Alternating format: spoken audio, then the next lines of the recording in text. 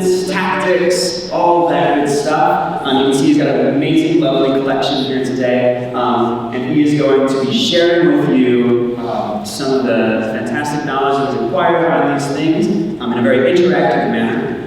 So I want to ask you all to give one big warm welcome to Mr. Gamal Castile.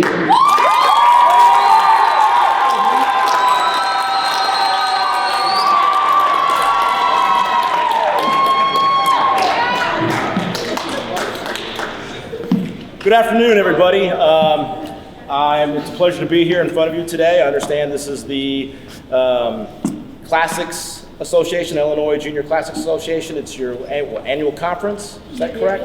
Okay. Now, most of you in here are probably Latinists, right?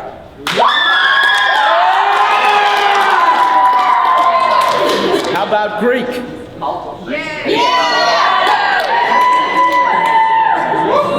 So what I'll be discussing today is probably a little alien to you, but it's still within the classical realm. Most of the events and personalities and historical points that I'll be talking about happened hundreds of years and across the Adriatic from what you have normally studied. There is a part of Magna Graeca, which is where the Greeks had colonized Italy in that area. So a lot of Greek influence, obviously. But what I'll be primarily talking about today is ancient Greek hoplite warfare, which was the dominant form of warfare in the Mediterranean for hundreds of years. Now, the way that my lectures are designed, they're very interactive. No two lectures are the same. Every lecture is different because the lectures are based on question and answer. I'll give a little beginning notes here, just to kind of set the stage. And then the entire lecture is, if I were to sit here and talk to you about everything I could think of concerning Greek history and Greek warfare, we would be here until Monday morning. And hopefully, I don't think any of you want to be here until Monday morning, correct? So you're going to help guide me through this river and maze of history by your questions. All right, so at any time during the point of this presentation, you have a question, please raise your hand up high, and I'm going to take your question, because your question is going to guide what I talk about. All right? So, we're talking about ancient Greece. Ancient Greece is divided into 5 basic eras. We have originally the Mycenaean Era. Okay, the Mycenaean Era is also the heroic period. It's the time of the Trojan War.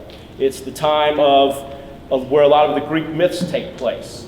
The generation before the Trojan War, we have Jason and the Argonauts and the different characters from that time period.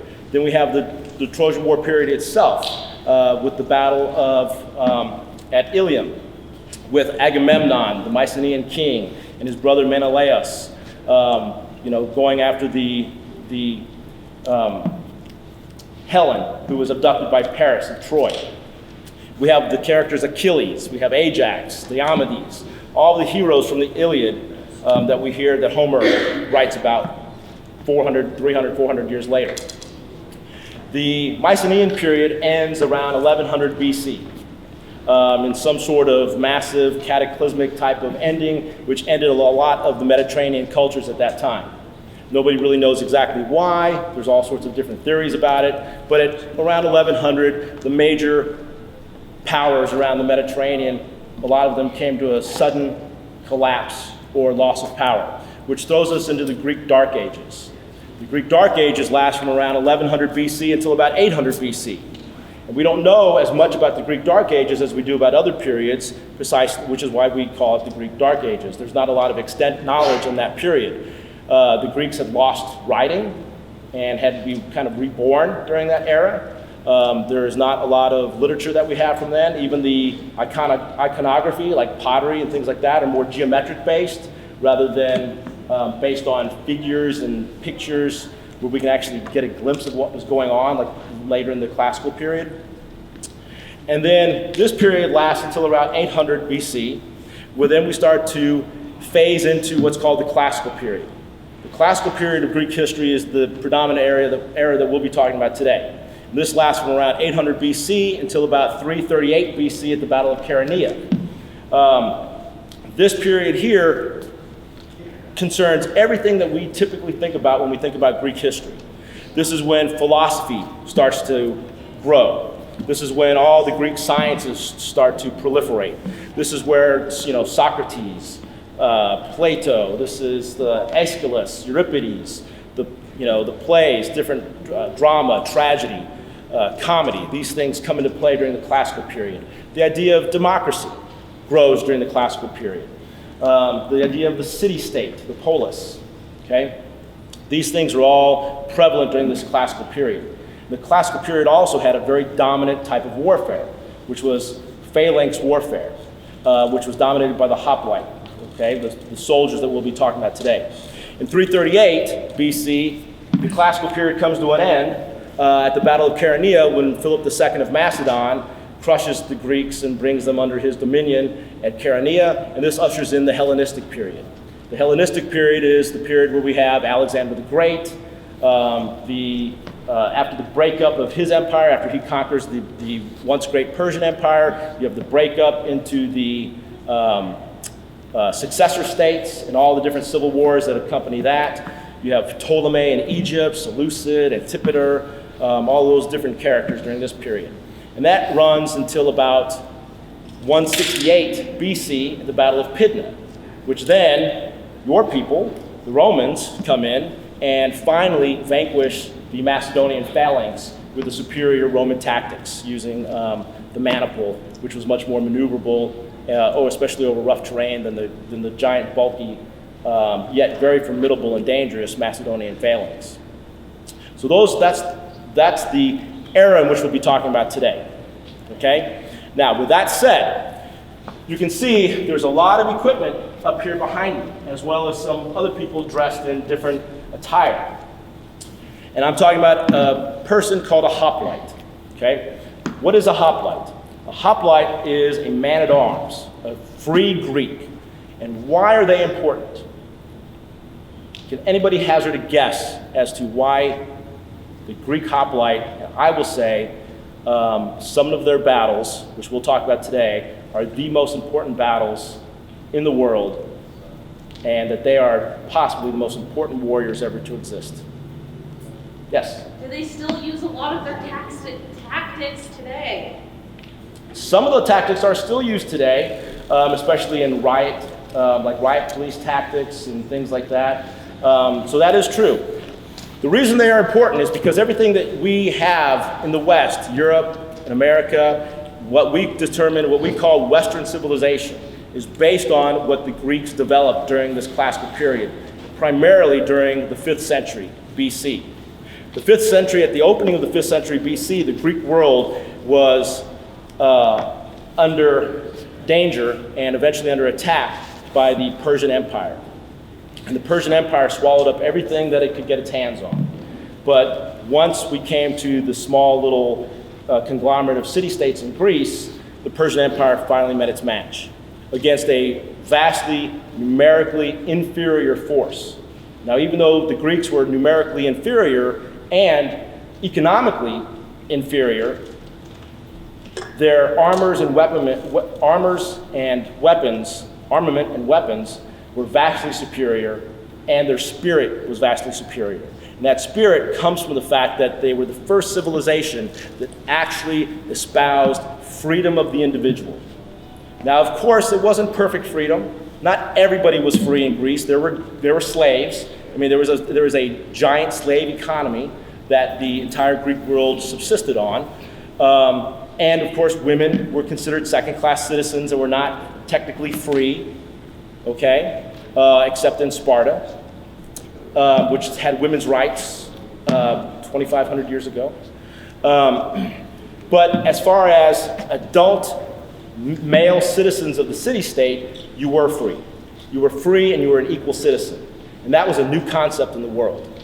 And because those free citizens, those free males of those individual polis, those different city-states, had this young fledgling idea that I get to self-determine my future. And I'm not just a pawn of a king or a monarch or an emperor that they fought more fiercely than any army possibly could. And that's why it's important, because Western civilization is based on the things that these men safeguarded through the battles of the Persian Wars, of Marathon in 490 BC, later Thermopylae, 480 BC during the second invasion, and then at Salamis with the Athenian navy in the Straits of Salamis, in 479 BC at the Battle of Plataea and Mycenaean. And then these four major battles safeguarded everything that we hold today as Western civilization, which would later be rediscovered during the Renaissance as Greek learning and Greek theories and Greek philosophy. So with that, you see all this equipment behind me? Why are they called hoplites? They're called hoplites because a shield at that time was called a hoplite. Okay? So any kind of shield was called a hoplite. So a man that carried a shield was a hoplite or hoplite, which meant a man, an armed man, man at arms.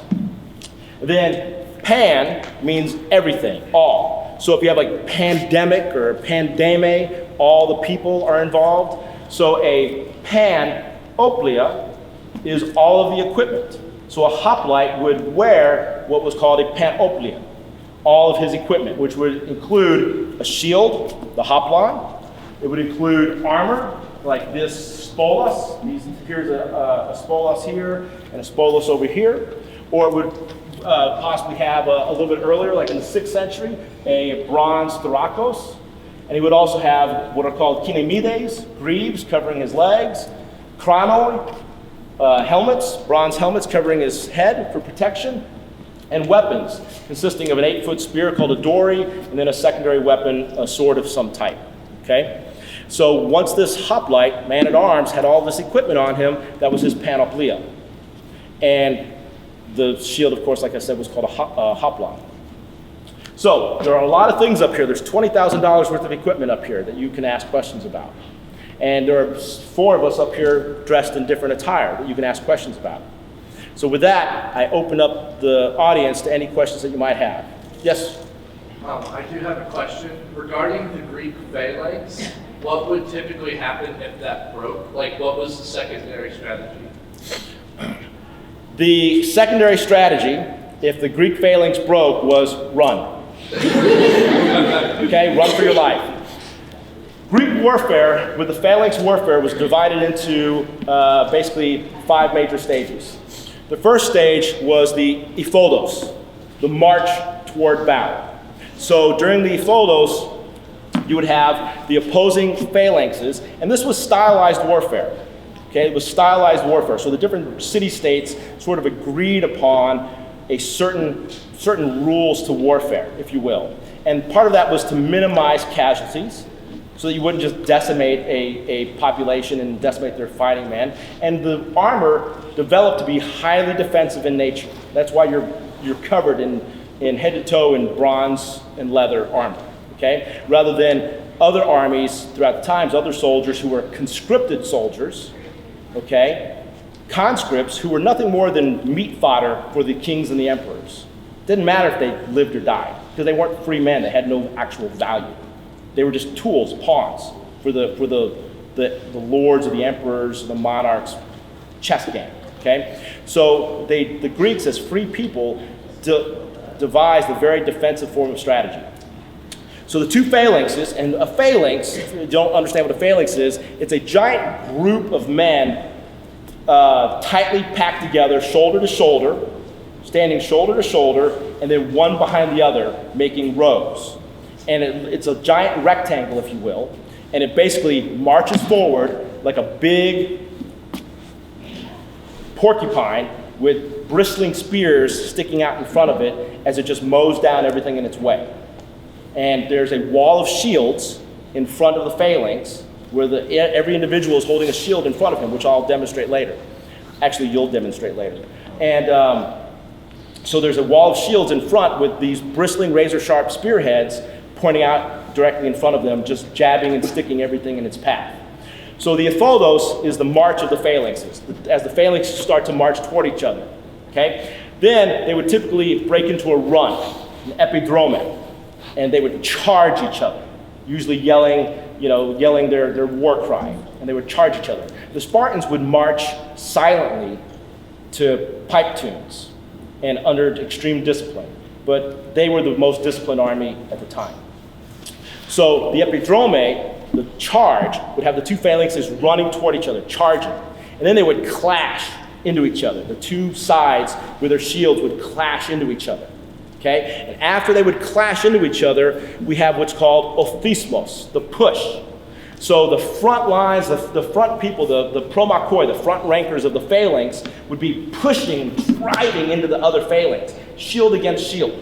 There's in the 8th century, one of the greatest Spartan reformers named Lycurgus, during the Second Mycenaean War, he kind of revamped Spartan society. And he wrote poems and war songs and things like that. And one of the things that he said was that in battle, you would stand shield to shield, breast to breast, forehead to forehead against your enemy.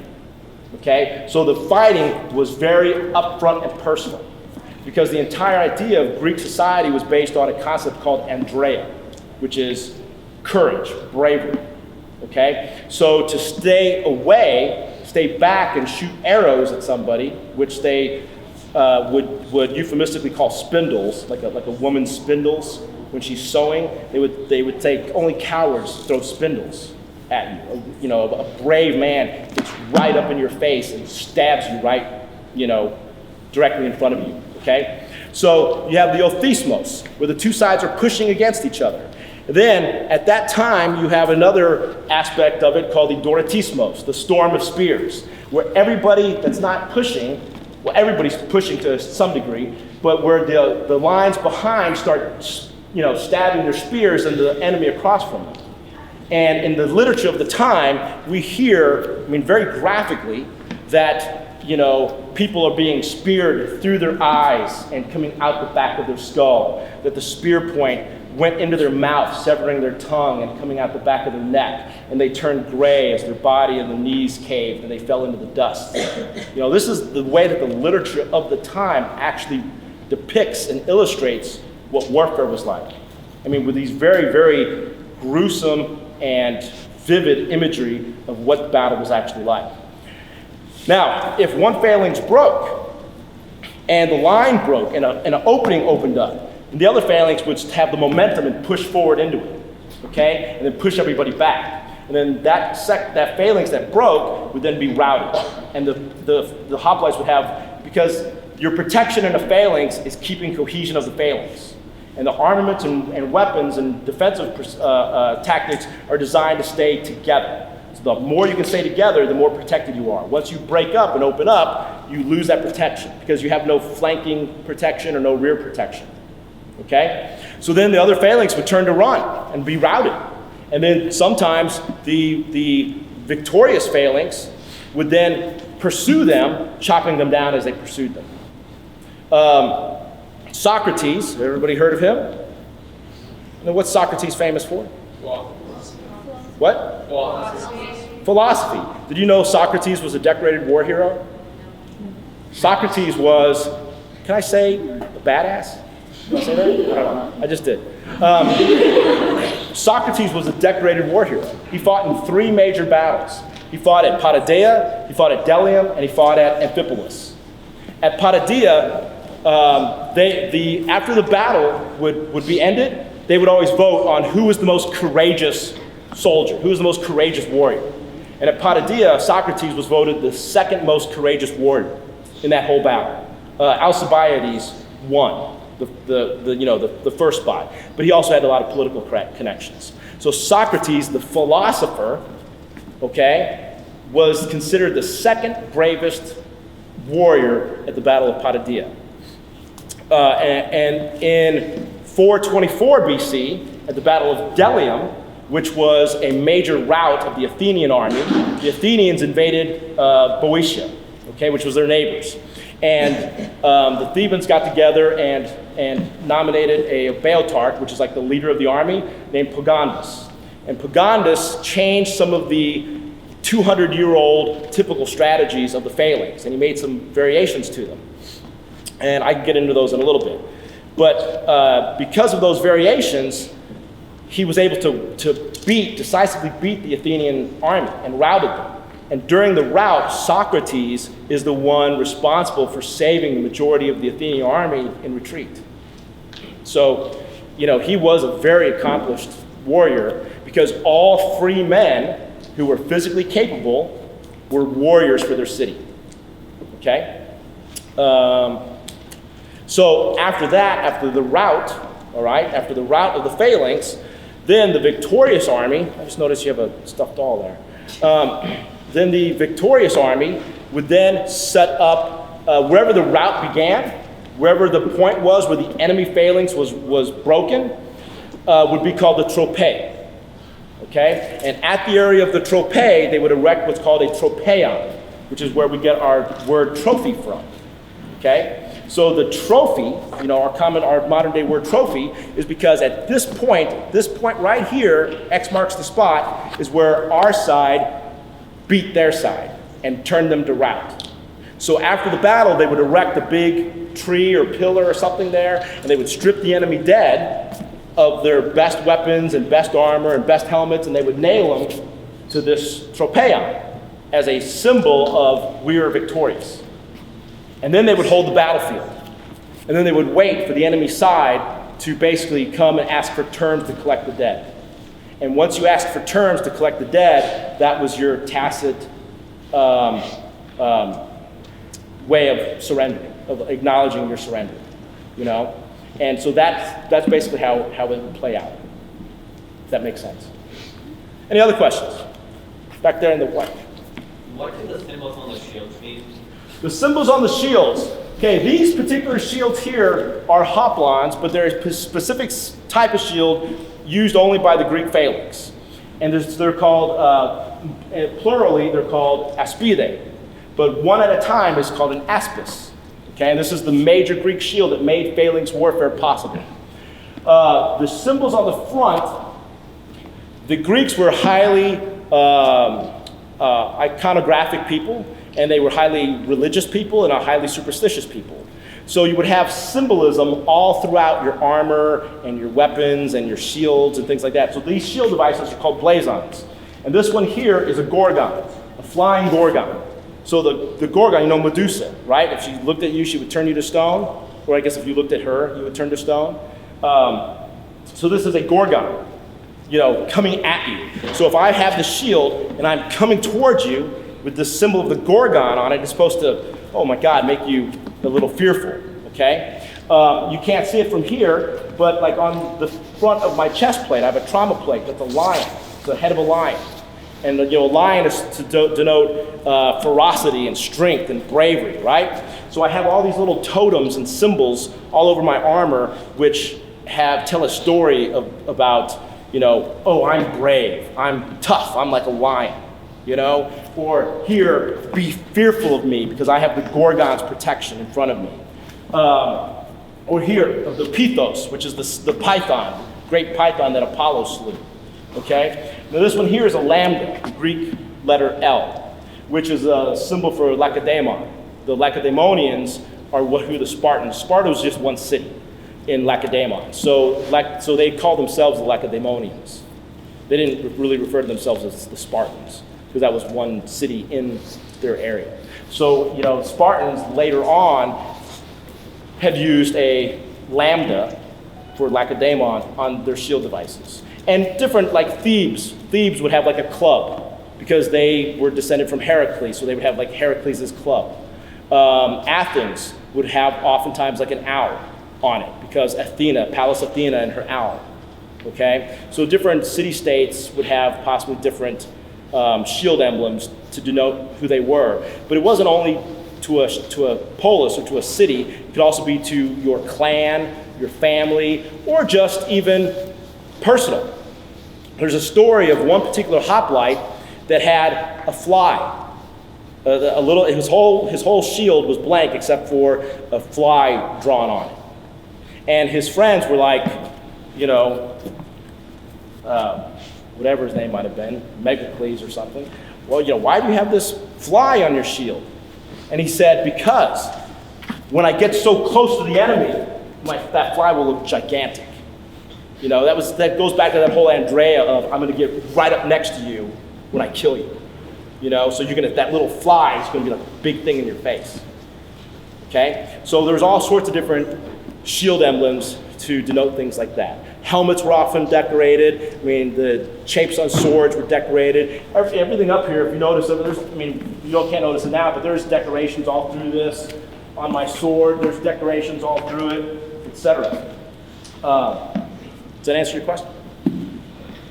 Yes? I have two questions. First one is, so you talked about how the Greeks had the idea of Andrea and getting up close. So did they utilize archers or not really? There was some utilization of archers. Archers and javelin throwers and slingers kind of fell by the wayside, especially during the 5th century, but then they kind of brought them back a little bit because there was a weakness on the flanks. So the phalanx had a natural weakness on its flanks. So whenever you would draw up your phalanx, you typically draw up your phalanx to go from one side of a natural border. So if we were on a field, right, we would always try to find a flat field because a phalanx with all those hundreds or thousands of men stepping in close order together was not very maneuverable and couldn't transit rough terrain very well. So you would try to find a good flat plain to make your battle. That's why a lot of the battles have the same names because they're fought in the same plains, the same flat areas. And so if there was a hedgerow over here that was a natural barrier, and maybe a creek over there, which was another natural barrier, your phalanx line would go from that barrier to that barrier, okay, so that there was no way to flank it. But if there was a possibility to flank it, you might put what are called seloi, light infantry, or slingers or people like that. The Athenians often used mercenaries called Scythians from Scythia, which was up around where Ukraine is and Belarus is now. And they would use Scythians. I have one right here. Ironically, I have a Scythian with me. Come out here. So the Scythians would typically be lightly armored. So here she just has a cloth type of armor, not a lot of protection to it. It's not what heavy infantry would carry, okay? Because she has to be light and mobile. She might use what's called a pelta. Okay, this is a pelta shield. So it's just a very small little shield and you can see the symbolism, again, back to your question, you can see the symbolism on here as well with the eyes facing you and this is cowhide on it. And then she may have, for personal protection, something like a little axe or something like that. But she would probably have where was it? My javelin. What I had? Oh, there we go. Maybe possibly a javelin. So she might carry 3 or 4 of these. And so, they might throw the javelin at as many enemies as they could if they have 3 or 4 javelins. But then the one that they would keep with them. Okay, now you see how this is kind of a concave like this? So stand here, there you go, put that out. Now just kind of put your javelin down on top of it. So now as she would approach somebody, she could come in and jab. Let's do that, there you go. So you come in and jab with the javelin as she's trying to ward off anybody that would get too close. But she would probably, because of the light armor, would prefer to fight at a distance. Or maybe even with slings. Remember David and Goliath? So the Greeks utilized slings as well. So they have the leather thong, they would put lead shot or rocks in it, sling it, and throw. We have a slew of these that have been found that actually have inscriptions on them in Greek that say up yours and eat this and stuff like that. So the soldiers were the same back then as they pretty much are today. If you think World War II and whatnot, how they would write things on the bombs before they would drop them. The Greeks did the exact same thing 2,500 years ago. Okay, they inscribed on their the throwers with the slings would inscribe things, on their rocks before or their lead shot before they would sling it and hit you in the head with it. Okay, take this, Xerxes, and sling it at somebody and whack them in the head and kill them. So always a sense of humor in war, I guess. Okay. Does that answer your question, sir? Yeah. Okay. And now, you can hold on to that if you like. Okay. Anybody else? Who had their hands up first? I don't know. This lady over here, I think, did. So your like staff thing that you were holding, can you explain what that is? I certainly will. This is called a scutali, and this is the Spartan symbol of authority. Okay? All Spartan commanders and leaders and messengers would carry one. It is also our first known cryptography device. Does everybody know what cryptography is?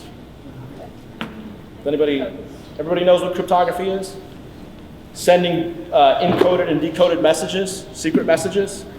So, we don't have an exact explanation of how it worked, but we do know that the scutali was used for encryption and decryption of secret codes.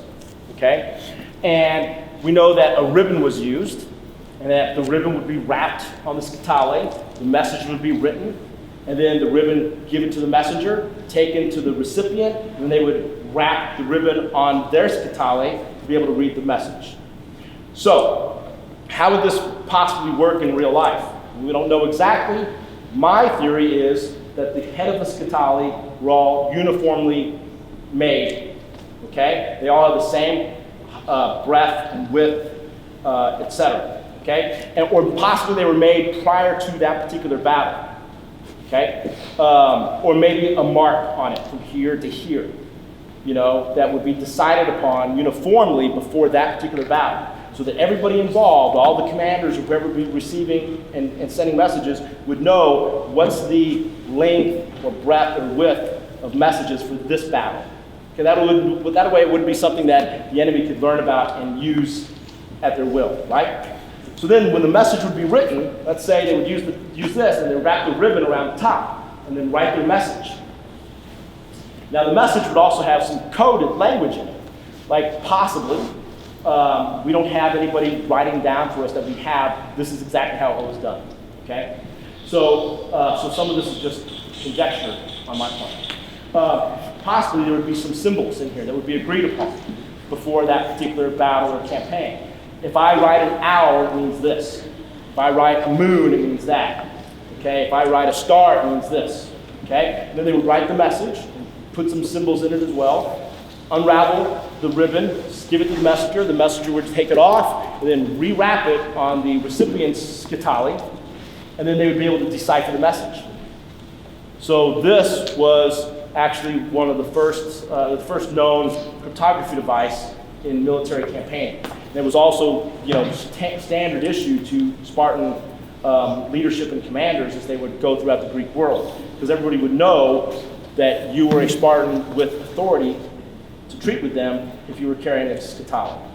One of the kings of Sparta, named Cleomenes, towards the end of his reign, when he had become a drunkard because he had been hanging out with too many Scythians who were very fond of wine, and he started drinking unmixed wine. So the Spartans diluted their wine because they thought that inebriation was a bad thing. And so they would take somebody like a helot. Let's pretend he's a helot. A helot is a slave of the Spartan state. So they would take helots periodically into their mess halls, what's called a Syssidia. And they would get the helot drunk. They would give the helot all kinds of wine, ply him with wine, get him drunk, undiluted wine, and then they would make fun of him and say, see what a drunkard looks like? You don't want to be like this. The drunkard is a fool. You always want to keep your faculties, you always want to know what you're doing, you always want to be in control. So, but the Scythians loved their wine, and Cleomenes utilized them for a lot of things, and somewhere along the line he got a little taste for undiluted wine and started drinking a lot, which was unbecoming to a Spartan king, and he was known to go around with his scutali, and when he disagreed with people, he would bop them in the head with his scutali. So, that is the story of this. Some other people over there. Yes? Two questions. First of all, so you said that after a battle, the people would decide who was the bravest of them. Mm-hmm. Could someone be decided as the bravest even if they were killed? Yes, they could. The Eniques at the Battle of Thermopylae. was later decided to be the bravest at Thermopylae. And as we know, everybody at Thermopylae died. So at Thermopylae, we had the 300 Spartans. How many Spartans were there really at Thermopylae? Does anybody know? How many true Spartiates, true Spartan warriors were at Thermopylae? 10. Huh? 10? No. It's always called 300 Spartans, right? It's 301. Because you have the Leonidas, the king, plus his 300 Spartans. So it's actually 301 Spartans. And we actually, Herodotus claims that he knew the name of all the Spartans that fought at Thermopylae, but we don't have that in existence anymore. But I do know several of the names that are still known. You had Leonidas the king. You had his first lieutenant, who was named Dionysius, who was voted the most brave at the battle. Then you have the brothers, Alpheus and Meron, who were voted the second most bravest at the battle, with the two brothers. And then you had Pantites, the messenger, who was sent to Thessaly on an errand, and then didn't return back to the field of battle at Thermopylae until after the Spartans were massacred. And then in his guilt of not being there with his comrades, he committed suicide. And then we have Aristodemos and Eurotas, who were the two Hoplites, two Spartiates. And Spartiate is a full-fledged Spartan warrior who went through the Agoge, the military academy, the Agoge. And once you finish the Agoge from age 7 to age 18, you are a full-fledged Spartiate, a voting warrior of that society. Just a Spartan person is just anybody that lives in that city. And so Eurotas and Aristodemos contracted some sort of eye infection and were blinded. And Leonidas the king ordered them, you're no good here, you can't fight, go back to Sparta, okay, and rest up and heal yourselves. We'll take care of this. Aristodemos heeded the king's order and went back to Sparta. Eurotas said, no, I'm not leaving. And he had his helot, his slave, take him blinded into the battle line, and he stood his ground, because when you're in a phalanx, you just got to stand there, make a wall, and he just, jabbed and hacked anything that was in front of him until he was cut down and killed eventually. When Aristodemos returned back to Sparta and news of the Spartan massacre had come after, they had all given their lives to protect the pass for 5 days, Aristodemos was then labeled a coward. He was then labeled what's called a thrassantes, coward, okay? A trembler, all right? Even though he wasn't, he was just carrying out the king's order. But any Spartan who survived a battle, okay, was actually kind of looked down upon. More honor and prestige was given to the ones who died. In Sparta, only 2 people got gravestones. A warrior who died in battle and a mother who died in childbirth. Okay, because the warrior died in battle for the state, and the mother is the producer of warriors for the state. So her sacrifice by dying in childbirth is just as great as the warrior dying on the battlefield. Does that answer your question? Yes. Yes, back there. So if the phalanx, if somebody not in the front phalanx was killed, what would happen with everybody behind for it to decide if that person that was killed? If they were killed, well, they would move up, take his place. Yeah, move up and take his place. In the black. Shield-wise, what was preferably for durability, to make it the model of the material? Okay, a shield was typically made out of either poplar or willow, because those are wet woods, whatever that means, that I guess they conceal themselves. So if you jab into it, it's not like a dry wood, it's gonna splinter and become brittle. So they maintain a certain level of, I guess, intracellular moisture somehow, so they have a little bit more pliability to it. So poplar or willow were the 2 woods that were typically used. And then sometimes they would have a leather or bronze ring around the edge of the aspis. Okay, and then sometimes the entire face of the aspis would be covered in a very thin sheet of bronze for extra protection. Or these here are just painted on, but sometimes this blazon, the symbol, would actually be done in bronze, in etched bronze, actually, so there'd be a big bronze symbol on the top, okay? And we have artifacts of all these things, okay? We have artifacts of Gorgon heads, just like that one, but made out of bronze. And artifacts in the Vatican, there's one of a full face shield. The whole front of the shield's all one bronze piece, okay? So they are, which do you prefer, the Pithos or the Gorgon? Gorgon. Okay.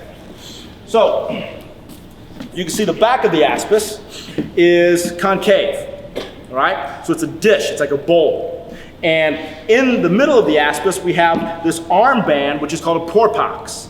The porpox is where you place your arm through it, okay? And then here my hand grabs onto what's called an atalabe. This cord is called a telemon, which is a strap, a neck strap. It's, some people think it's just vestigial from the Homeric days where they were large tower shields that had neck straps and no handles. And so when the Mycenaean warriors would come up with their big rectangular tower shields, they would just place the tower, the shield into the ground, it'd be like the weight of it would be wrapped around their neck. They just kind of fight from behind the shield. And when they were getting ready to go, they would just turn around and like it's even in the Iliad, and and the tower shield would be on their back as they would run back from battle, so protecting their backside. But I don't think there's a safety pin up here. Right from somebody's toga. And now this porpax, and this here is called an argive grip. So probably developed in Argos, okay, if it's called an argive grip. But that makes perfect sense because the first phalanx tactics actually developed in Argos under King Phaedon. Okay, so King Phaedon of Argos, he was actually a king/tyrant. He actually developed first phalanx warfare. Before that, it was still kind of just undisciplined mass warfare, or what was called monomachia, dueling. Like the one tough guy would, duel against the other tough guy, like the heroes of the Iliad. It was all heroic dueling between aristocrats. Okay? So what you have with the porpax and atalabe is that the whole shield is resting on your arm. It's not just your grip holding the shield. And if I move my arm, the protection of the shield doesn't change its positioning on my body if I move my arm. So I still have the same basic protection, right? The reason it's concave like this is, did you grab the Pithos one? Yeah. Put that through your left. Now the atalabe. Okay, now a typical phalanx would be 8 people deep. Okay, so the typical standard phalanx was 8 people deep. Except at Delium, which is a battle I spoke about earlier, where Pagondus came up with some unique strategies, he actually made the phalanx 25 men deep instead of 8.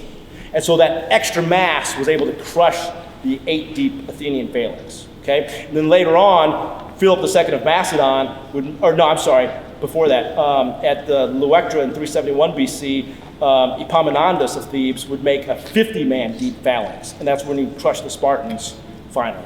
So, if we're all going forward in our phalanx, right? There's not just a gap between us, okay? Because then this person here pushing up, let me use my Persian.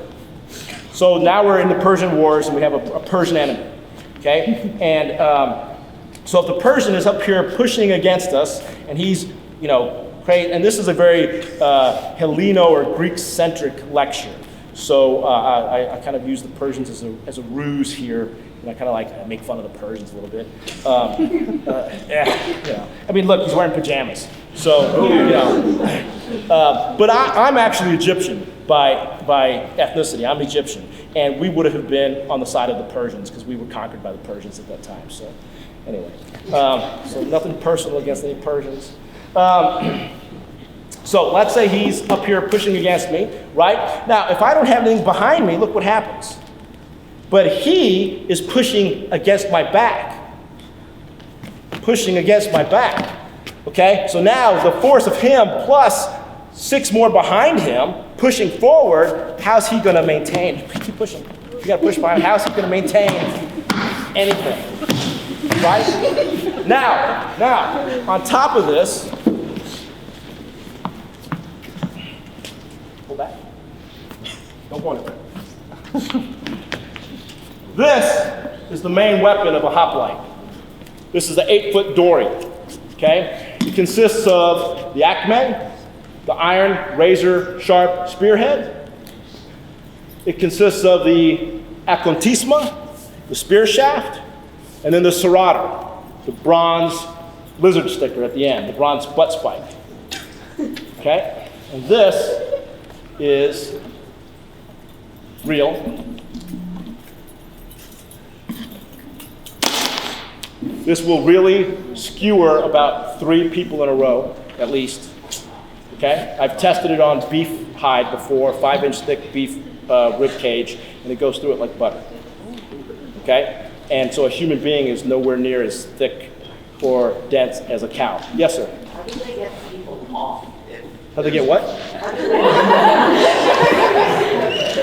So if multiple people are stuck on one of those, how do they get If them it off? got stuck and I just couldn't use it anymore, I would have to drop it and go to my sword. So now, this is razor sharp. Anybody want to see how razor sharp it is? Come up and just lightly, very lightly touch the tip. Be very careful. Very careful. Don't push anybody around.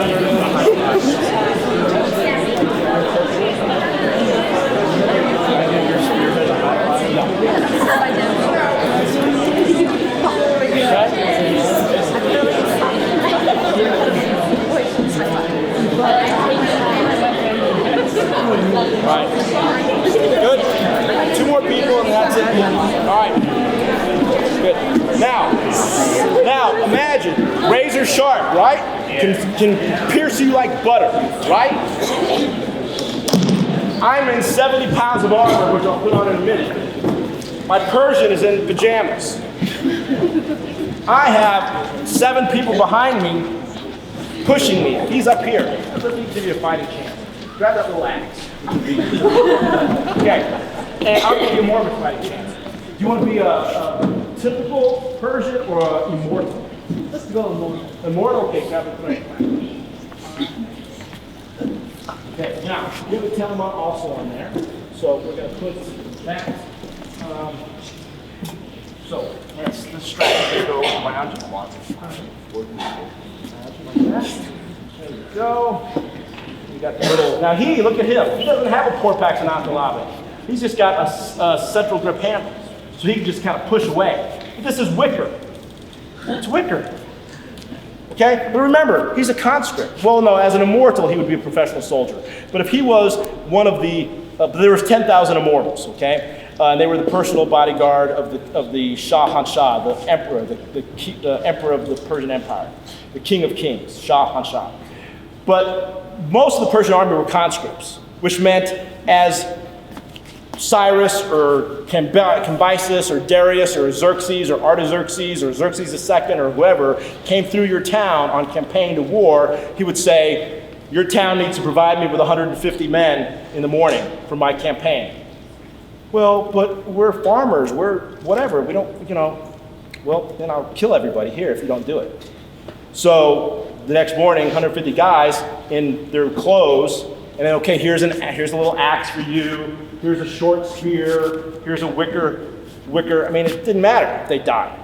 Really, they were just cannon fodder. I mean, we didn't have cannons yet, but you know what I mean. Yeah, they were just expendable. But we, as free Greek men, were not expendable. Okay, there's a conceptual difference there. All right, and so that's why we developed very decisively defensive armament and tactics as opposed to what they were doing. Okay? So now he's up against us, trying to push. Let's say this is Thermopylae, and there's 300 Spartans, 700 Thespians, 300 Thebans, and about 4,000 other Spartan or allied Greeks at that battle.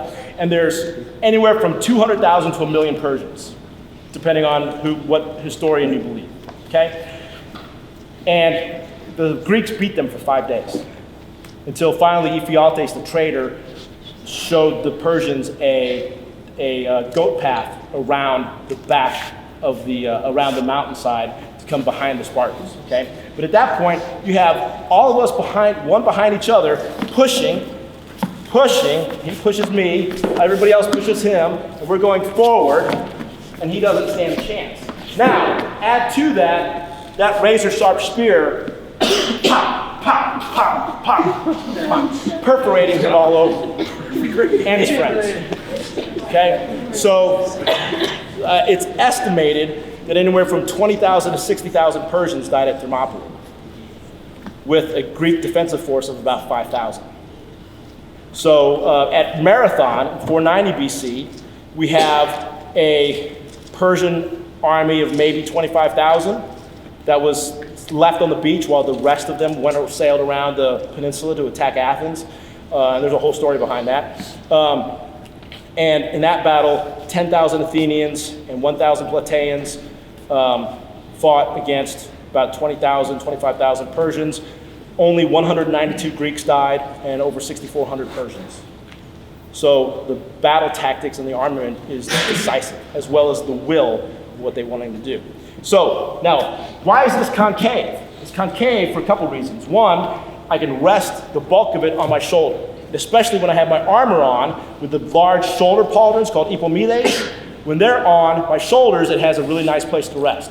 Two, if he's pushing me, okay, he's pushing me, and there's somebody in front of me, and he's pushing this way, if this were flat, I'd be crushed. I'd have no place for diaphragmatic contraction or expansion. Okay, I wouldn't even be able to breathe. So I can actually breathe, I can actually live in this little space in my shield without being literally crushed behind hundreds of people this way and that way. I mean, without all that mass on both sides of me coming together with me in the middle, okay? So this allows breathing space, actually. See? Okay? Next question. I hope I'm answering everything. Yes, great. How would the Persian people rank up their armies? Would it be amount of souls, or Speak up a little bit. how would the people in the Persian army rank up? Would it be amount of souls, or like their loyalty? Well, it's not a video game. It's not like No, they don't like in the army, rank up. Like Become an when you immortal. started. If you were an immortal, you were born in nobility. So you were probably of some sort of noble birth if you were immortal, okay? And everybody else would have been a conscript. Now they, within their own personal armies and the different conscripts, you know, the Medes or the Egyptians or the Babylonians or all the different, you know, satrapies of the Persian Empire, they all would have had their own different little makeups, you know, and would have decided, you know, kind of who's who in their militaries. But exactly how, I think it would have been different depending on the different cultures, because you have so many different cultures and people, you know, under the Persian hegemony, under that Persian umbrella. Now, I don't know how we're doing on time. What time is it? You're good. Okay. Now, here we have what are called kinemedes. These are greaves, bronze greaves, which give some protection to me while I'm from my legs, because the shield obviously only comes down to my knees, right? So once I don these, I have protection below the shield. And if you notice, these are very rounded, so they're convex, right? So any kind of razor thing would hurt. Spear design, a short spear, and this is supposed to be a golden apple. It's not a golden apple. I don't have an actual apple yet. But so this would be the immortals would use spears. The officers would have golden apples on the end of their spears, and the lions would have silver apples on the end of their spears. So a little description in the artwork in the Persepolis. So he was using his spear. Now the Telmon strap. This Telmon strap, he's not using it. You can just fling it behind him. See, useful like that. Now let's say he's attacking my shins. Okay, hold on.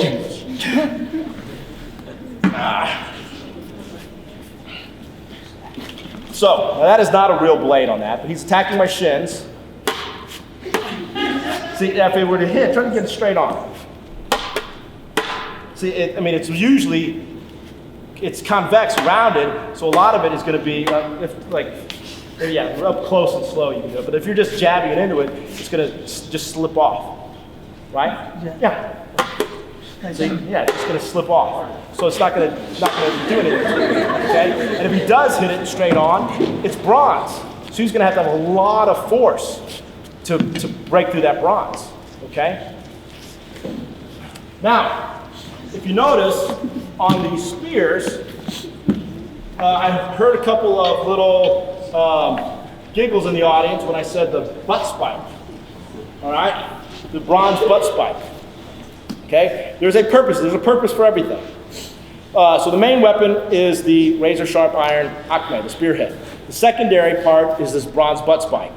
One, it's bronze instead of iron because bronze is non-corrosive, so if you're on bivouac in the field, you can just stick this into the dirt, into the mud and the dirt, and the bronze isn't going to rust and corrode. Okay? Secondly, let's say you stuck it in somebody and it got stuck, and your spear shaft got snapped. Okay, it was stuck in a shield or person, and your shaft, acontisma, got snapped, which we know about because we have literature from the time that says the spears were snapped. The Persians were grabbing at the spears and trying to snap the spears at Plataea and at Marathon. If it were to break and snap, I flip it around, and I still have this little nasty spike. Okay, not quite as dangerous, but still pretty nasty. Now, what's really the main thing for it? The main thing for it would say, let's say in Hoplite, who wants to die here? Well, no, one of these two. Which one do you want? Huh? Anyone? Right or left? Right. You're right. My right? Yes. Okay. This guy. Let's have him come over on the battlefield. And I'm going to give him a sword. Am I making a mistake in giving him a sword? I'm going to give him what's called a copus. A copus is a very sinister chopping sword. Okay? It's weighted at the front, it's curved, and this would cleave your arm straight off. You cleave your head into it. Okay? But if you have a helmet, will you grab the gold helmet, the blonde colored helmet? You notice the helmet is convex also. So if you came down on the crown of the helmet, see how it would glance off also. So the protective ability of these pieces of armor are just amazing. And if you came at it, it would come off the side, unless you went in. And then you end up in ancient literature where they say the sword pierced your eyeball and went to the back of your brain and you turned gray and sunk into the dirt. Okay? So, go ahead and put that back. Now, promise me you won't injure me. Okay, I want you to lie on the ground. So, we have broken the enemy phalanx. Okay? We've got them, we're pushing them back. Okay? The othismos, the push, the doratismos, the storm of spears. We have pushed the enemy back. We're pushing, right? As everybody rolls over. Now he's still alive. He's not entirely dead. Okay? And so he's still got a little life. He's still wiggling and squiggling. Okay? Wiggle and squiggle a little bit. All right? So he's still there. He's got some life in him. And what can he do with that sword as I'm coming over him? Hit him in the crotch. Yes. And there is a lot of reference in the ancient literature to being stabbed in the groin. And in the ancient literature, it says it's probably the most painful place to be stabbed. Well, okay? And it talks about the old men, their beards turned white as they sank into the dirt. After getting stabbed in the groin. So we don't want that to happen to us, okay? So, as the front rankers are doing their business, pushing the opposite phalanx backwards, the rear rankers, the old veterans, okay, because the veterans went in the back, the young guys went in the front, as the old veterans would come back, bringing up the rear of the phalanx, they had the lizard stickers, or the butt spikes, the serrators, and they would do this to the fallen, okay? Putting an end to his wiggling and squiggling, and no more being able to molest any members of the phalanx as they walked over. Okay? So that is what the spike is used for. Okay, and we have armor, we have artifact armor that has holes that matches these butt spikes in them. And they're, a lot of times they're bronze, like this, thoracos. And so in the middle of the thoracos is a little square hole, which would denote, one of two things. Either it was nailed to a tropeion, which I talked about earlier, as a symbol of, hey, we beat you guys, or that this guy was stabbed. And you would be able to do it here because of the back pressure. He's on the floor. If he was just standing up and I tried to stab him, I probably wouldn't be able to pierce bronze armor. But because he's on the ground, the pressure, the force against it on his back, I could pierce him. Okay? Go ahead and stand up. Thank you for not doing it. Okay, questions? Yes? Is there any other point to the feather when we're talking about than just show? One, intimidation. It makes you look bigger. Two, probably symbolizing rank.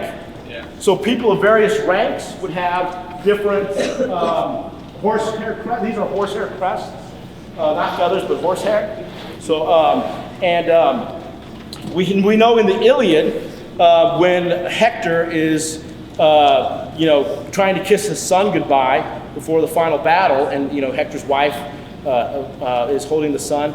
It says that as his crest loomed over, the boy was crying. It's fearful, because it's just like an animal, right? In the animal kingdom, you got the lizards that flare their flaps out, and cats go sideways and raise their backs up to make their silhouette look bigger. It's the same thing with that. It makes you look bigger, taller, more imposing.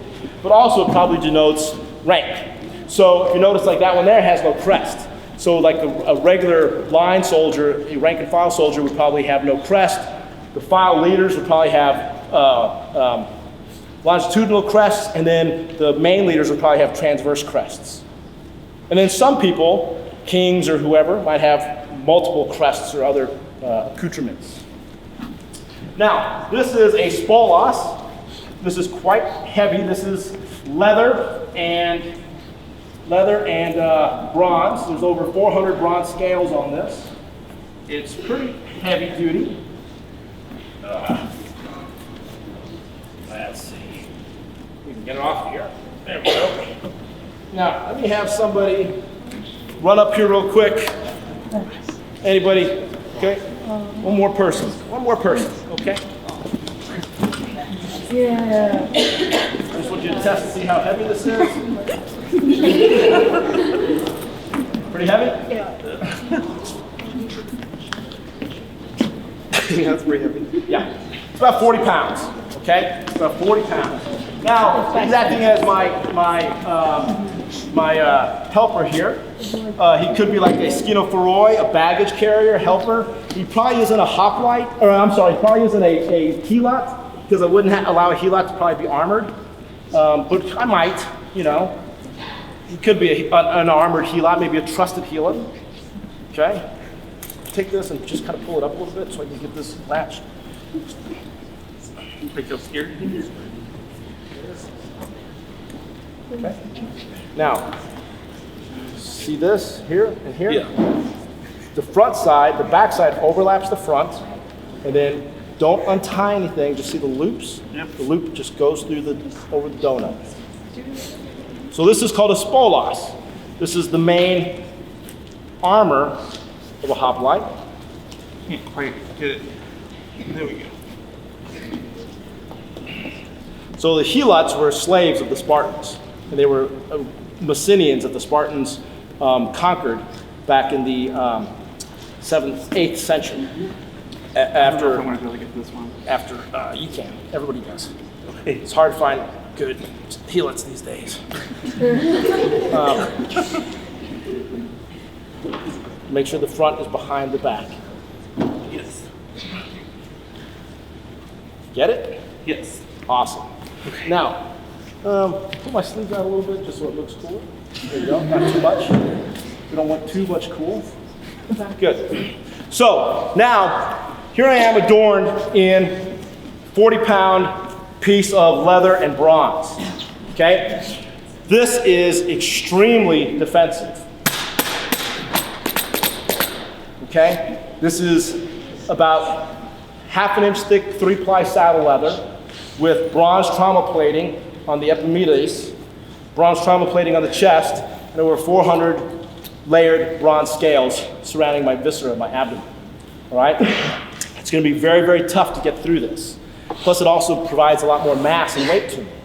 So when you multiply that by all the people behind me and next to me and beside me in the phalanx, you start to have a very large, massive amount of weight coming at you. Okay? Person, you want to come over here? Set your shield behind you. Just flip it around. Hit me on top of the shoulders. Yeah, really hit me on top of the shoulders. All right. Ooh. See, I mean, I'm extremely protected in this. I used to be a police officer, and this is actually more comfortable than my police armor, believe it or not. It's more comfortable. And I would actually feel more protected, and it wouldn't bear well against the firearm, okay, but I feel more protected in this than I did in that. And kind of wish I could have wore this, you know, especially, pull somebody over and walk over to the car like this and say, you know, the reason I stopped you today. So it would have been nice. I can drink. Now, so here now I have this armor. Now on the armor, it's got all kinds of decorations. Now I have the secondary weapon of the hoplite. Okay? My secondary weapon, trusted helot. I want this to go, see the neck, the back here with the neck nape? Uh-huh. Okay, I want this to go over the neck. Over this piece, yeah. So it's going to be behind you. Yep. Not just on my neck. Is it? Awesome. Okay? So now I have, this is Damascus steel. This would go right through the door of your car. All right? This is extremely durable steel, very sharp. This would cut your arm off. It would kill you easily. And this is the short sword called a xiphos, Xiphos, that the Greek hoplite used. Okay, but it was the secondary weapon. The main weapon was the Dory, the spear. So if something happened to my Dory, I would pull this out. Okay? So now, here I am, almost adorned in the full armor of a hoplite. Now I would like my Scythian to put down her, I would like my Scythian to come out here. Stand. Now I would like my Persian to grab your bow and stick your axe in the belt.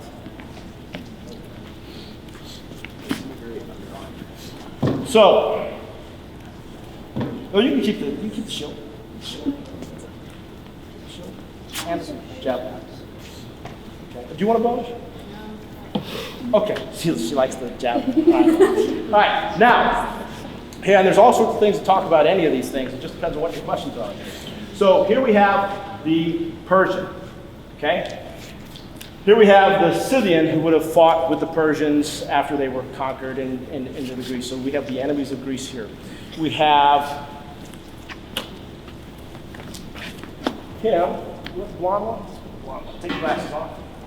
And see that white thing on the end of the table over there? Uh-huh. We'll grab that. It's called a Katitex. That's a cat comforter. So it would sit on top of your head to give you some. There you go. All right.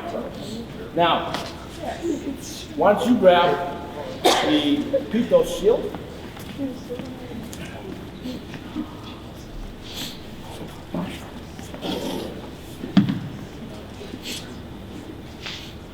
Yes, no watches. Watches are historically inaccurate.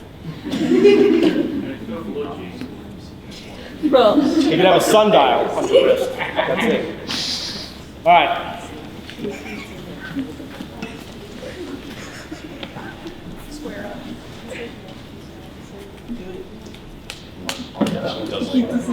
He doesn't need the cat.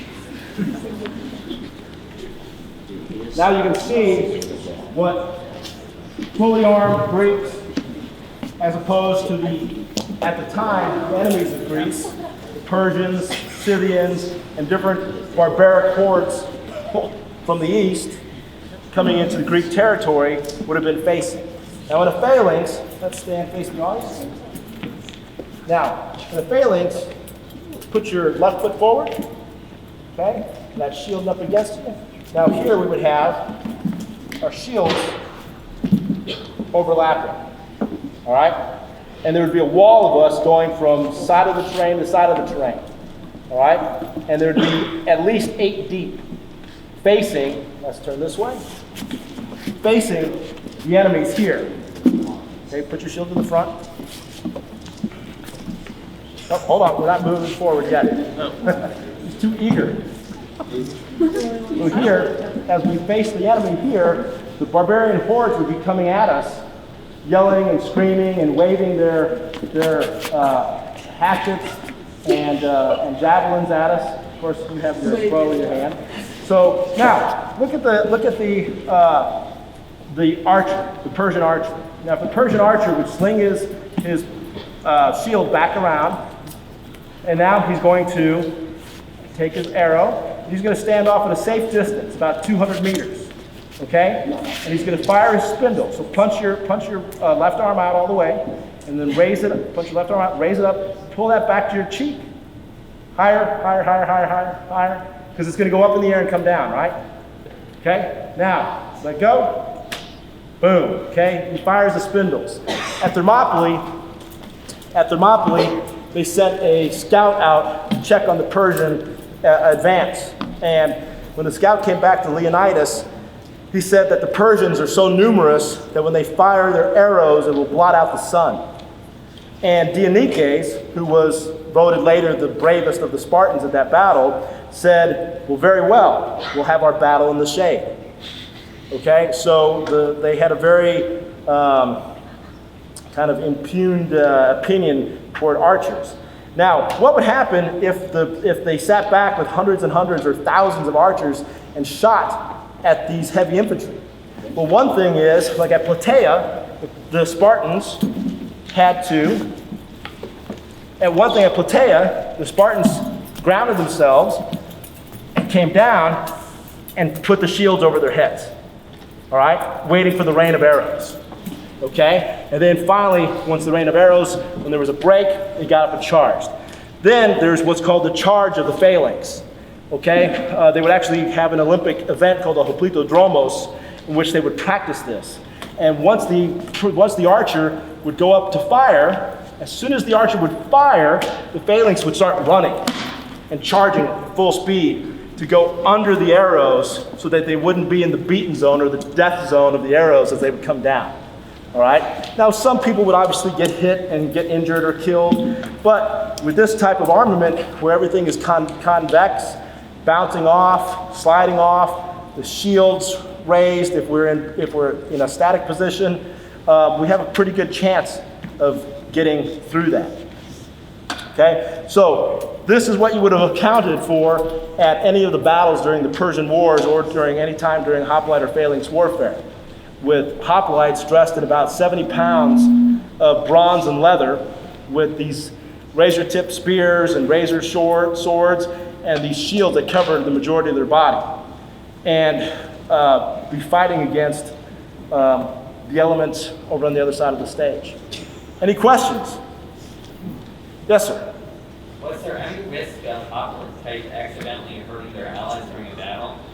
There is actually the Delium, the battle that I talked about earlier. that Socrates was responsible for saving the retreating Athenians. That was the first battle that we actually have mention of fratricide, brotherly death, okay, which is like friendly fire, where the Athenians became so confused in the battle that they ended up killing themselves, even, fighting against themselves. So that's what we do have one mention of that. Now, what I'd like to do is actually illustrate some phalanx tactics if we've got time. How much time do we got? 25 minutes. 25 minutes? 25 or 5? You're okay. Okay. I'll tell you when it's due. All right. Now I need 8 warriors. 8 warriors. I didn't watch, so I have no idea who was up. I'm going to have, I don't even know how to pick. What? Who's Dominus? Okay, whoever you are, Dominus. Okay? The guy who helped me. You? Somebody said the Mexican. You? In the hat? Don't put your hat. Leave your hat there. How many do I got? 1, 2, 3, 4. Tall guy? Orange? Purple? I don't know. How about the side? All right. Whoever is the first one to give me 10 jumping jacks. Who won?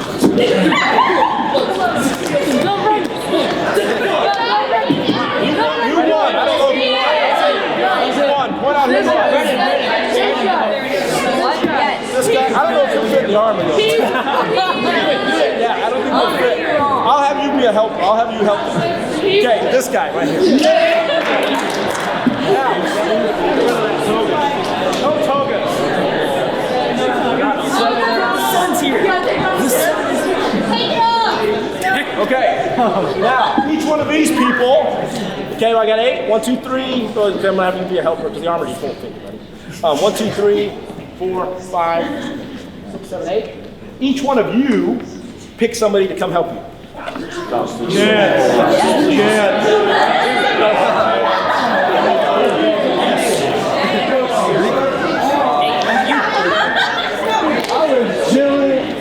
Chase, you did pick me, right? Yeah. Okay. Yes,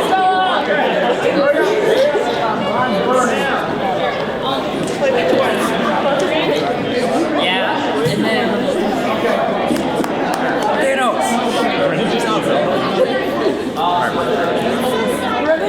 Now, all the helpers. I should have 8 helmets over here. Grab a helmet and bring it to your warrior.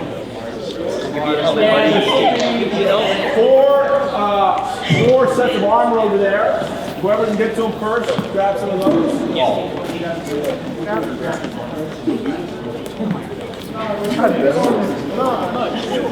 You don't get all.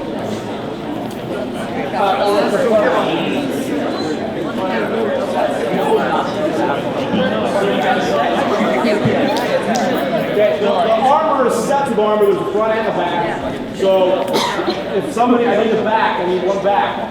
That somebody has the front over here. Okay, they're all front. What are you carrying?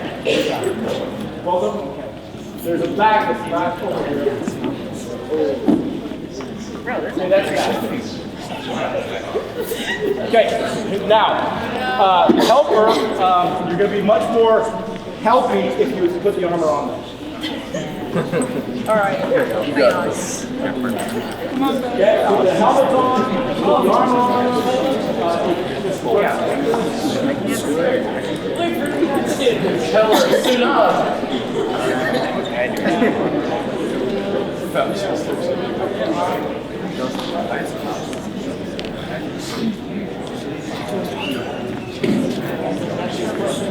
Oh, yeah. Side, one's on the side too. Okay, put the armor on. Yes, Dory.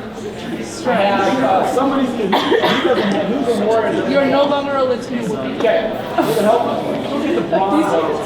I'm a Latino.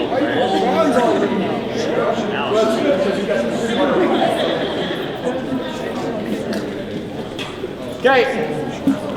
Be quick. Do we have anything for this one?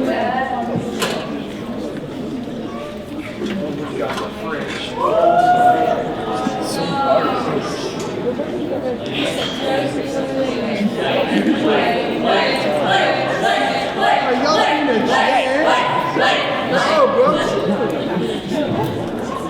Hurry. Somebody's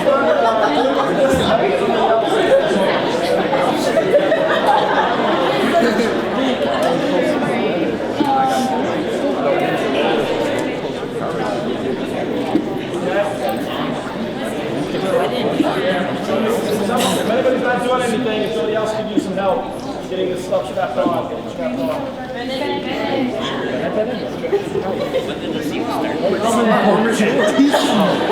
Now, everybody that's got armor on, I need your helper to grab your shield that's laying up here. Is the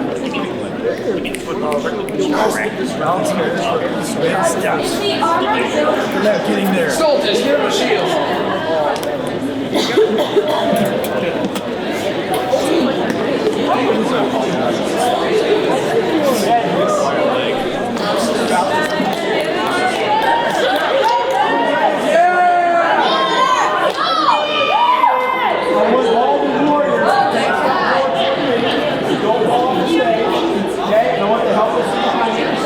See this Phalanx. Everybody come close together.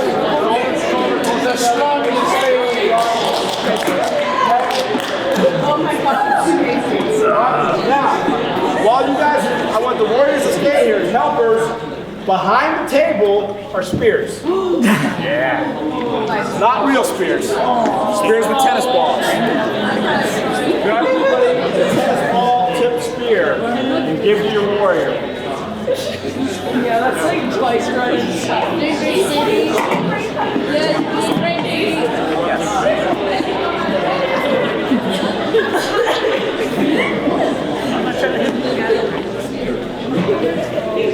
Everybody have one? Everybody have one? Okay, now, helpers, I want you to step off to the side, or you can head back down or something for your help. Okay, give them a round of applause for helping.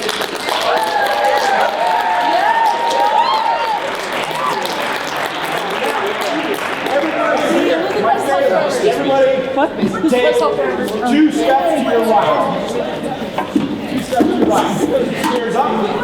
Ears up to straight vertical. Ears vertical. Okay. Now, from this position here, I want everybody to overlap your shield to the person. Overlap your shield to the shield to your right. Overlap your shield to the shield to your right. Okay? Overlap your shield to the shield to your right. Overlap your shield to the shield to your right. Overlap your shield to the shield to your right. You should be back shoulder to shoulder. Now, everybody, left foot forward. Okay? Left foot forward, left knee bent a little bit, you know, kind of like a stance, like a power stance. All right? Now, you see how the shields are. This would be how the shield wall is behind.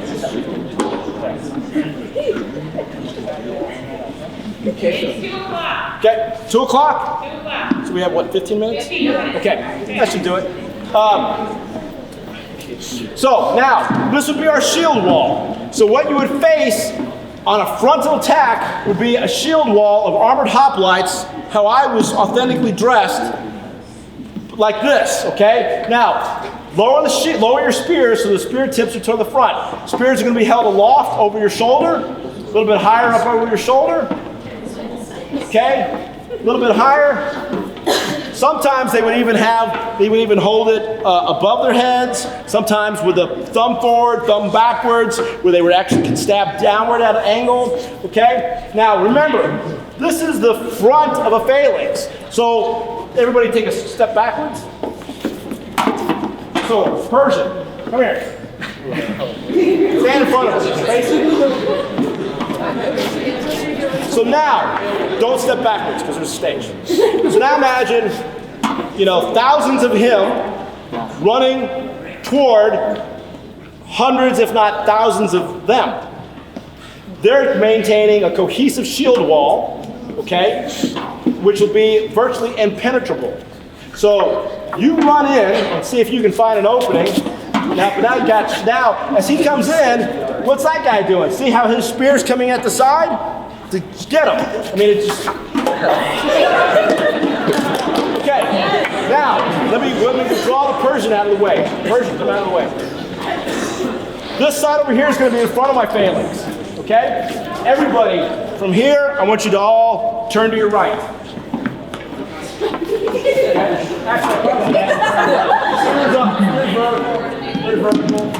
Now, good.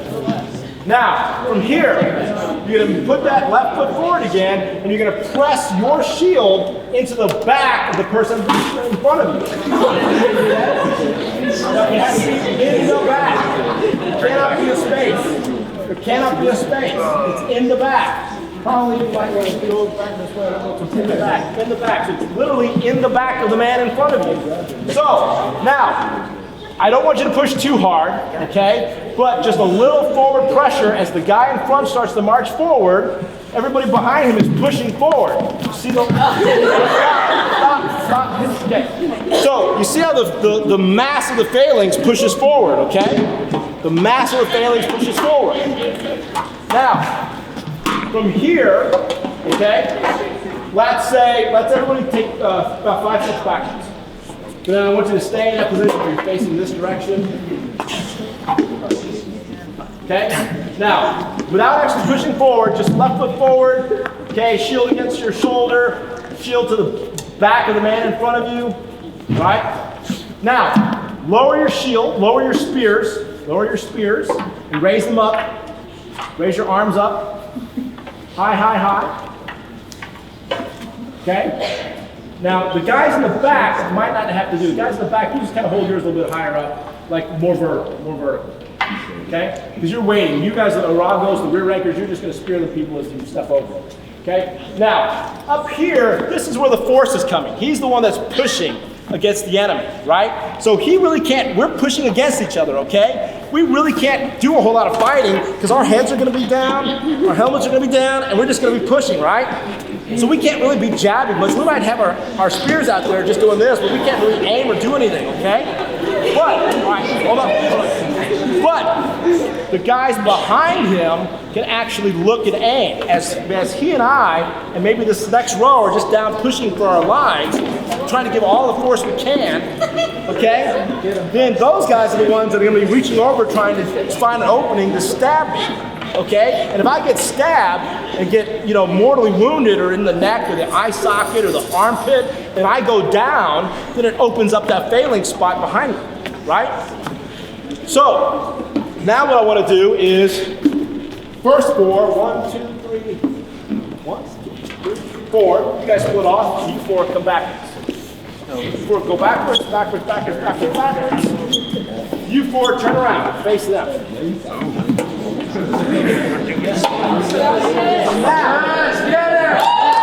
As they come together, now go back.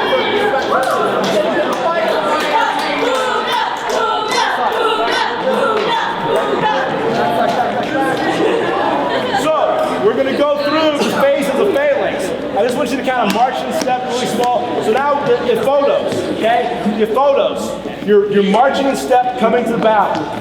Now, stop. Give yourself some space again.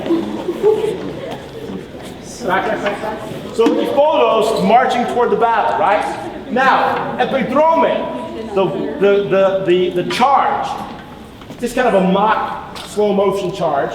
Mock slow motion charge toward each other, clashing together. Boom! Okay? Now, I like the enthusiasm. Now, get back in position. Now, they clashed into each other, right? Now we have, thismos, the push. So, we make contact, Now, it's the push. Don't push too hard, but it's the push. Now, these guys here are just trying to push, right? Heads down, they're trying to push.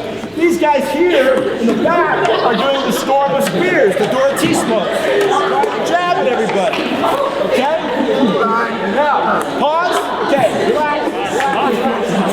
Okay. You see how it works? Okay?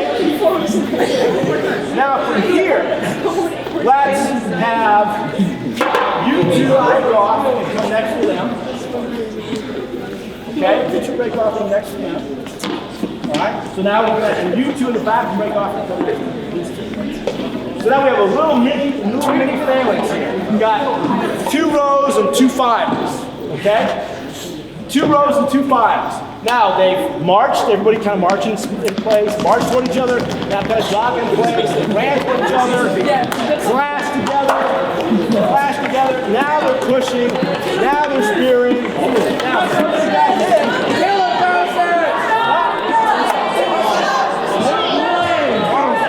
Stand fast, spears up, spears vertical.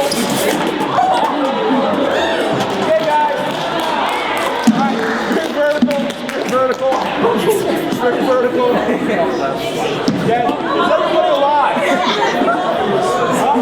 Okay. All right. So you can kind of see how this is controlled chaos. Right? Now, the only people that were really good at this were the Spartans, because they were a full-time military, and that's all they did. Okay, everybody else was like a National Guard. Everybody else was potters and blacksmiths and farmers and whatever. And then when it was time for war, they came together and drilled for a few times and then did this. So that's why the Spartans were able to dominate militaristically for so long. Agesilaus, it was a king of Agesilaus in the 4th century who came to a battle with a very limited amount of Spartiates, and the contingent, the allies, said, well, you didn't bring anybody, you didn't bring in that many soldiers. We have more soldiers than you. And this is where Agesilaus, not Leonidas at Thermopylae, it was Agesilaus in the 4th century, who said, how many blacksmiths do you have? Every blacksmith raise up. Oh, I'm a blacksmith. How many potters do you have? Oh, I'm a potter. How many craftsmen do you have? Or carpenters do you have? Oh, I'm a carpenter. And so pretty soon, everybody in the allied contingent was something, right? Professionally something. And then he said, Spartans, how many soldiers do I have? And the reply was, somebody got it, right. The reply was, we're the Spartans, right? So they were all soldiers, all professional soldiers. So the professionalism that they had embedded in them was what, helped them keep help them keep sort of the power as being the main military force in Greece for a long time. Any questions before we're done up here? For the armor, I noticed it was kind of shaped like they didn't have something on. Is that for intimidation or is shaped like they didn't have something on? Like the muscular, muscles. who has armor on? Yeah. This is the Greeks were very body conscious. They worked out in the nude. Okay, unlike the Romans who covered their bodies and stuff, the Greeks worked out in the nude. They danced in the nude. Their images of their heroic images were nude. So even on pottery, when they showed their heroes, a lot of times they would be nude. Okay, so they really loved the idealized male nude body. Okay. So having something like this, where you can see the musculature of it, is just sort of a nod at that, because they were actually in shape. I mean, these people were really in shape. If you look at some of the statues of that time period, I mean, you can see the veins in their arms. You can see all the muscles. You can see all the abs, all the obliques. You can see all the muscularity of their bodies, because they worked out in gymnastics and boxing and wrestling and track and all these different things. They had a very physical culture.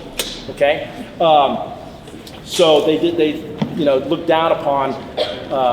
I think it was I don't remember, but Socrates or Plato, who actually was scornful of the man who didn't. It was basically, I can't think of the exact phrase off the top of my head, but it was concerning like the man who doesn't give his life to achieve the utmost in physical fitness has lost. You know, he's not a good man. He's like lazy. You know. So, any other questions with the of anything else with the phalanx or anything? Is it about time? Run out of time? Okay, we're run out of time. I can be up here for a little bit longer if anybody wants to get a close-up view of anything. If I could have those same helpers come up here and help get your warrior out of their armor. All right. Thank you very much for having me. I appreciate it. I hope that you guys learned something today.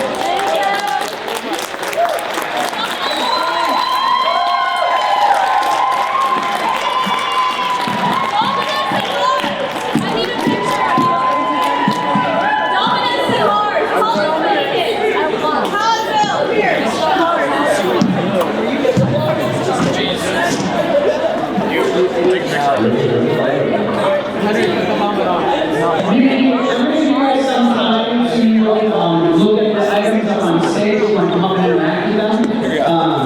But please, in like 5 minutes, please make your way over to the auditorium gym. You can get there by walking outside the auditorium and then straight to the right to the auditorium gym. Or Asian Olympics, which I will be your host for this evening. 3, 2, 1, smile.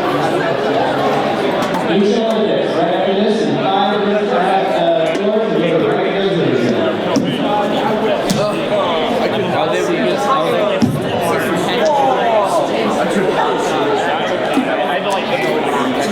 Tell me what happened. Hey, you two kept going. I can't hear anything in the helmet. I can't see anything either. What? See me like rockets. I know what happened. What was going on? I couldn't see. I'm still pretty fast. I do, but you're just more. We should take a break from the high school.